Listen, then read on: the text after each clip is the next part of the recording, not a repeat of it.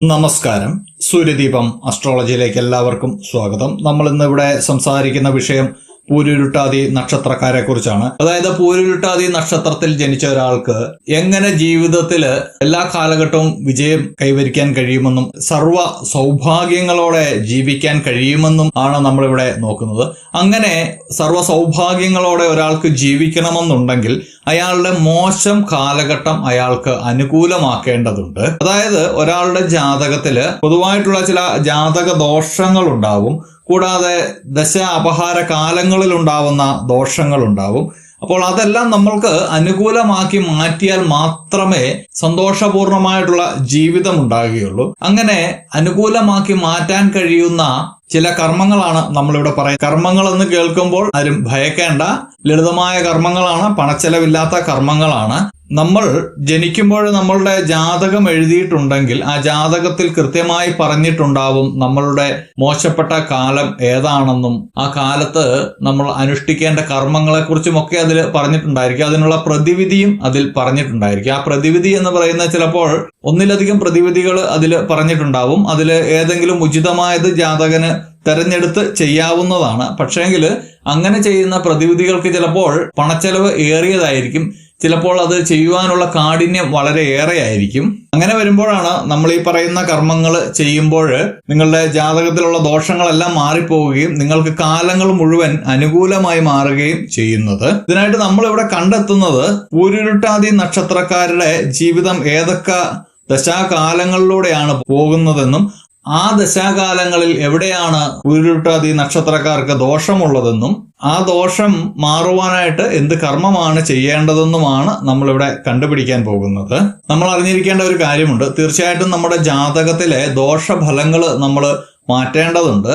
അങ്ങനെ മാറ്റാതെ മുന്നോട്ട് പോവുകയാണെങ്കിൽ ജീവിതത്തിൽ എത്ര സൗഭാഗ്യങ്ങൾ വന്നാലും, അതായത് സമ്പത്ത് വരാം, വാഹനങ്ങള്, വീട്, എല്ലാ സൗകര്യങ്ങളും നമ്മൾക്ക് വന്നാലും മനസമാധാനം നമ്മളുടെ നഷ്ടപ്പെടുന്നതായിരിക്കും. കിട്ടിയ സൗഭാഗ്യങ്ങളൊന്നും നമുക്ക് ഒരിക്കലും മനസ്സറിഞ്ഞ് നമുക്ക് അനുഭവവേദ്യമാക്കാൻ കഴിയുകയില്ല. ചിലപ്പോൾ മാനസികമായിട്ടുള്ള ചില പ്രശ്നങ്ങൾ കൊണ്ട് നമ്മൾ വളരെയധികം ബുദ്ധിമുട്ടും, കൂടാതെ ചിലപ്പോൾ രോഗങ്ങളായിട്ടായിരിക്കും നമ്മൾ ബുദ്ധിമുട്ടുന്നത്. അതെല്ലാം ഈ ജാതകത്തിൽ വരുന്ന ദോഷ സമയങ്ങളുടെ പരിഹാരം കാണാത്തത് കൊണ്ടാണ്. അതുകൊണ്ട് തീർച്ചയായിട്ടും ദോഷപരിഹാരങ്ങൾ കാണേണ്ടതാണ്.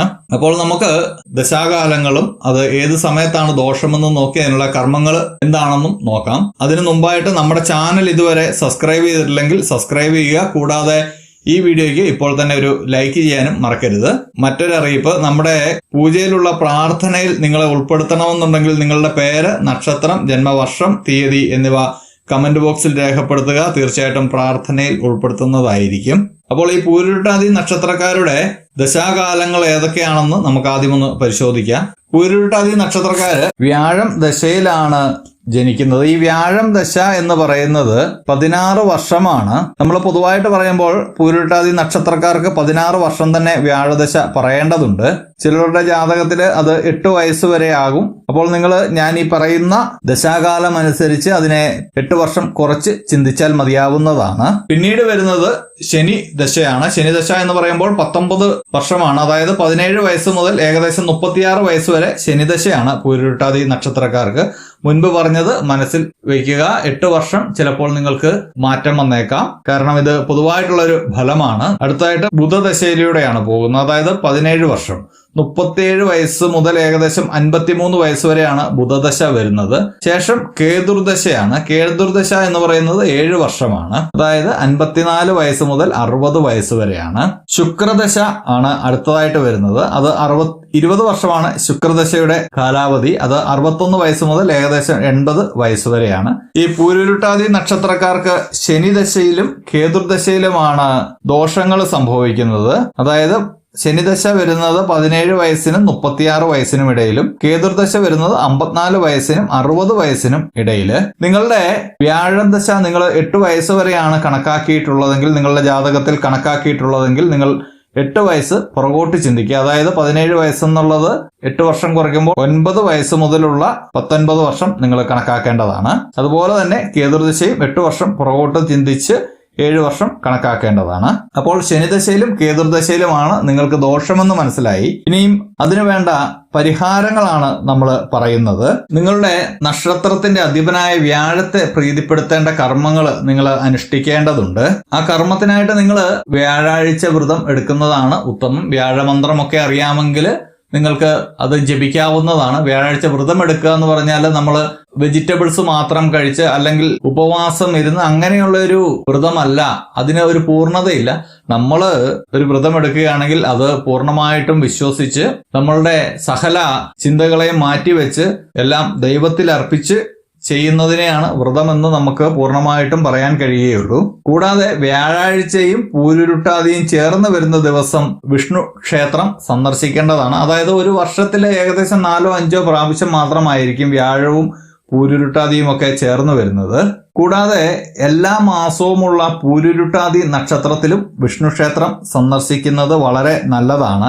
രേവതി, രോഹിണി, ഭരണി, അത്തം, ചിത്തിര, ചോതി, വിശാഖം എന്നീ നക്ഷത്രങ്ങൾ ഇവർക്ക് പ്രതികൂലങ്ങളാണ്. പൂരുരുട്ടാതി നക്ഷത്രക്കാരുടെ ശുഭകാര്യങ്ങളൊന്നും ഈ നക്ഷത്രങ്ങളിൽ ചെയ്യാൻ പാടില്ല എന്നുള്ളതാണ്. അതായത് നിങ്ങളുടെ ശുഭകാര്യങ്ങൾ എന്തെങ്കിലും ഈ നക്ഷത്രങ്ങളിൽ വരികയാണെങ്കിൽ കഴിയുന്നതാണെങ്കിൽ അത് മാറ്റിവെച്ച് മറ്റൊരു മുഹൂർത്തം കണ്ടെത്തുന്നത് വളരെ നല്ലതായിരിക്കും. കൂടാതെ ചില കാര്യങ്ങളൊന്നും നമ്മൾക്ക് മാറ്റിവെക്കാൻ കഴിയില്ല. ഉദാഹരണത്തിന് നമ്മളുടെ നിയന്ത്രണത്തിൽ അല്ലാത്ത കാര്യങ്ങൾ, അതായത് പരീക്ഷ പോലുള്ള കാര്യങ്ങൾ, ഇന്റർവ്യൂ പോലുള്ള കാര്യങ്ങളൊന്നും ഈ നക്ഷത്രം വന്നതുകൊണ്ട് മാറ്റിവെക്കാൻ പറയാൻ നമുക്ക് സാധിക്കില്ല. ഈ സമയം നമ്മൾ ഗണപതി ക്ഷേത്രത്തിൽ പോവുകയും ഗണപതിക്ക് കറുകമാല നൽകുകയും നാളികേരം മുടക്കുകയും ചെയ്ത ശേഷം സർവ്വവിഘ്നങ്ങളും മാറുവാനായിട്ട് പ്രാർത്ഥിച്ച ശേഷം ഇങ്ങനെയുള്ള കാര്യങ്ങൾക്ക് പോവുക. തീർച്ചയായിട്ടും ശുഭ ഫലങ്ങൾ നിങ്ങളെ തേടിയെത്തുന്നതാണ്. മഞ്ഞ, കറുപ്പ്, നീല എന്നിവ പൂരുരുട്ടാതി നക്ഷത്രക്കാരുടെ അനുകൂലമായിട്ടുള്ള നിറങ്ങളാണ്. ഈ നിറങ്ങള് നിങ്ങളുടെ ദിവസേനയുള്ള വസ്ത്രങ്ങളിൽ ഉൾപ്പെടുത്തുന്നത് വളരെ നല്ലതാണ്. കാരണം ഇതിൽ നിന്നുള്ള പോസിറ്റീവ് എനർജി നിങ്ങളുടെ ശരീരത്തിന് ആഗിരണം ചെയ്യാൻ കഴിയുന്നതാണ്. ആ പോസിറ്റീവ് എനർജിയിൽ നിങ്ങളുടെ ആ ദിവസം ചെയ്യുന്ന കാര്യങ്ങളെല്ലാം നിങ്ങൾക്ക് വളരെ ഉചിതമായിട്ട് വരുന്നതാണ്. ചിലപ്പോൾ നമ്മൾ ഈ മേൽപ്പറഞ്ഞ കാര്യങ്ങളൊന്നും നമുക്ക് ജീവിതത്തിൽ പ്രാവർത്തികമാക്കാൻ കഴിഞ്ഞെന്ന് വരില്ല. അതായത് നമ്മളുടെ ജീവിത സാഹചര്യങ്ങൾ കൊണ്ട് ചിലപ്പോൾ നമ്മൾ വിദേശത്തായിരിക്കും. അപ്പോൾ ഈ ക്ഷേത്ര ദർശനമൊന്നും നടക്കാതെ വരും. ചിലപ്പോൾ ഈ വിഷ്ണു ക്ഷേത്രമൊക്കെ നമ്മളുടെ വീട്ടിൽ നിന്ന് വളരെ ദൂരെയൊക്കെ ആയിരിക്കും. അല്ലെങ്കിൽ ജോലി തിരക്ക് കൊണ്ടൊക്കെ നമുക്ക് പോകാൻ കഴിയാതെ വരും. ചിലപ്പോൾ എല്ലാ മാസവും പോകാൻ കഴിയാതെ വരുന്ന സമയങ്ങളൊക്കെ ഉണ്ട്. അപ്പോൾ നമ്മൾ ചെയ്യേണ്ട ഒരു കാര്യമുണ്ട്. അതായത് പൂരുരുട്ടാതി നക്ഷത്രക്കാര് എല്ലാവരും ഇത് ചെയ്യുന്നത് വളരെ നല്ലതാണ്. ചെറിയൊരു മന്ത്രം ജപിക്കുക എന്നുള്ളതാണ്. മന്ത്രം നമ്മൾ ഇവിടെ പറയുന്നുണ്ട്. മന്ത്രം എന്ന് പറയുമ്പോൾ ആശങ്കപ്പെടേണ്ടതില്ല.